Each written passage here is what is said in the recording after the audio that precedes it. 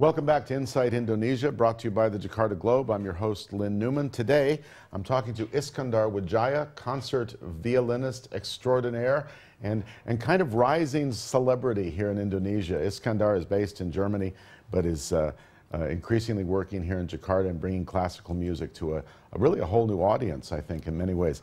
Iskandar, thank you again for being with us. Let me start by asking you, we were talking on the break a little bit about this. How did you get started in playing the violin? So I started out with an American violin teacher. She taught the Suzuki method. That's a Japanese violin method founded by Shinichi Suzuki and in the 80s. And yeah, it's a method that believes that every child can learn music easily, like every child can learn their mother tongue easily. It's a very intuitive approach to music. You don't learn with the notes, but just through hearing. And then you learn to read music and all that later. Huh. And up to today, I'm very easy on picking up tunes just that I hear on the radio. I can instantly play because I had this intuitive approach. At what age did you start learning? Age 4. Really? Yeah, no kidding. that's common. Age 4. Yeah, you gotta start I have a 3-year-old daughter, so I'm wondering now maybe I need give her a violin. I need to give her a violin. Yes. And how long do the parents have to put up with that horrible screeching before it starts to sound like music? About 20 years.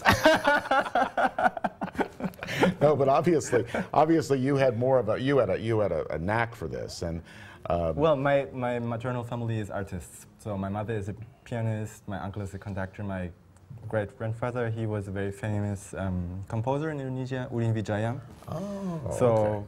That was kind of so this is classical music royalty in Indonesia in a way.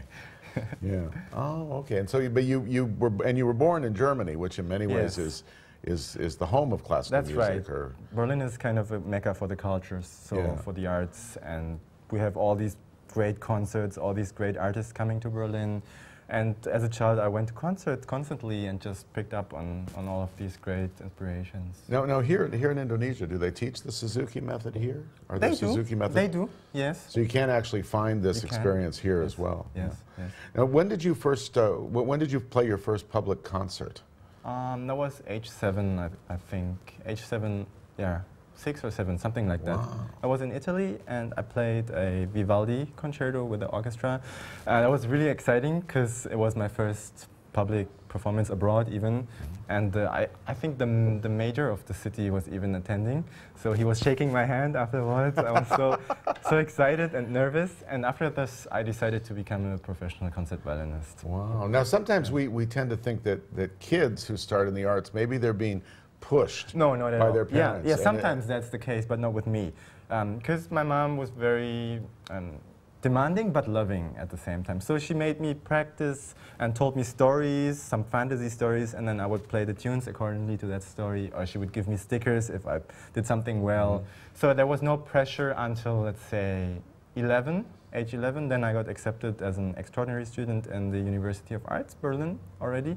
And then I got to know all these talented kids all around me, so there was a little bit of a competition, who is the best. But there you're competing with the kids. Yes. Yeah. But there was, again, pressure from inside of me. So I wanted to be better, I wanted to be the best, and that's why I started practicing. There was nobody telling me, go and practice. Nobody's beating you over the head with a violin bow and saying, get in there and practice. Probably not. Tell me about your practice regimen now. How much practice do you have to do? I try to practice at least 1 or 2 hours every day. My ideal would be 4 or 5, but I can't reach it every day because I'm busy with lots of stuff, and I have to, manage all these things about my life. So my maximum would be, let's say, 7 hours. 7 hours a day. Yes. At that time, 7 hours. Yes. My goodness.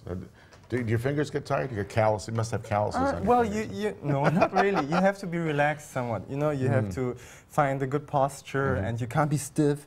And if something doesn't work, you can't get angry or something. You just keep calm and repeat. So you can't throw things against the wall. That's what I do when I get angry. I probably not. I sometimes do as well. Yeah, believe me. But as we get to the end of the segment, tell me about this little machine here. Yeah, this is my baby. That's a magnificent. What's it? It's a Giesenhof. Is that Giesenhof? That's Giesenhof? right. It's from Vienna, and it was built in 1793. 1790. As I told my producer, that violin is even older than I am, which is And it gets better and better with age. As do I. Yes. See, it makes me feel young if I just stand next to it. See, no, that's an incredible thing. Yes. It's like playing the history of music with that machine. Totally. Do you know any of the other artists who played it? No, I don't know much about the history of the instrument. It was given to me by an anonymous owner, and I just took it and was very grateful. And since up to today, I really don't know who played that before, and the person doesn't want anything from me. He just gave me the violin. He gave you that violin? Right, yes. Because he was so impressed with your After talent. the concert, that's right. Wow. Yes. I don't know much of the story. I just love the sound. Where did that happen? In Germany. In Germany. Yes, yes. Wow, that's so interesting. Yes. When we come back, we'll still be with Iskandar Widjaja. We're going to talk a little bit about what he's been doing in Indonesia, what some of his projects are. We've got some artwork that some fans gave him last night also, so stay with us.